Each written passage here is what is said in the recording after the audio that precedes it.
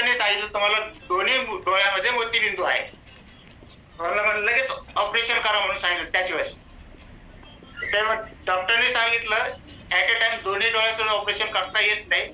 आता एका डोळ्याचं करू आणि 6 महिन्यानंतर दुसऱ्या डोळ्याचं करू असं त्याने सांगितलं. म्हणलं ठीक आहे चालेल, लगेच करून टाकतो. आणि मी तिथं एकटाच गेलो होतो, माझ्याबरोबर कोणी नव्हतं, कारण आम्ही इथं दोघंच राहतो. मुलगा नगरला आहे आणि मुली सगळे जिकडे तिकडे आहेत. पण ते म्हणे तुमच्याबरोबर कोण आहे? म्हणलं कोणीच नाही. म्हणलं नाही, कोणीतरी बरोबर लागेल त्याशिवाय करता येत. म्हणलं तुम्ही बोलून घेतो, तुम्ही अगोदर ऑपरेशन करा असं सांगितलं त्यांना. त्यांनी ऑपरेशन वगैरे केलं आणि ऑपरेशन केल्यानंतर मी मुलाला फोन लावला, कारण मला घरी आणायला कोणतरी पाहिजे म्हणून मुलाला फोन लावला. मग त्यांनी तिथून एका मुलाला सांगितलं फोन करून, पण ते मला माझं पाठवलं आणि पाठवल्यानंतर मुलगा आला तिथं. त्याच्यानंतर ऑपरेशन करून मी परत आलो घरी. घरी आल्यानंतर मग सगळं जिकडं तिकडं झालं आणि नंतर मी असं दिवस गेले.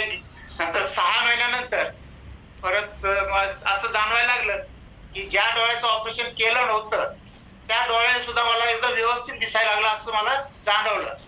म्हणून मी ते ट्राय करण्यासाठी मी काय केले, सुई आणि दोरा घेतला आणि त्याच्यामध्ये विदाऊट चष्म्याचा दोरा ओवून पाहिला तर तो एकदम पहिल्या प्रयत्नामध्ये दोरा ओवला गेला. म्हणून मी परत डॉक्टरकडे गेलो खरोखर काय पाहण्यासाठी. डॉक्टरला ते रिपोर्ट घेऊन गेलो. म्हणलं मी आलो, तुम्ही सांगितलं होतं मला की 6 महिन्यात दुसऱ्या डोळ्याचं ऑपरेशन करायचं, पहा म्हणजे चेक करून करायचं काय. तर त्यांनी पाहिलं, ते म्हणले तुम्हाला आता काहीच गरज नाही ऑपरेशन करायची.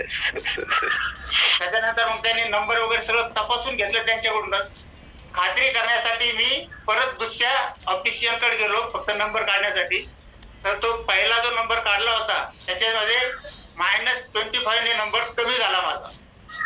म्हणजे हा एक मला अनुभव आलेला आहे सर. आणि आता विदाउट चष्मा वाचू शकतो चांगलं. जबरदस्त अनुभव आहे, जबरदस्त अनुभव आहे सर.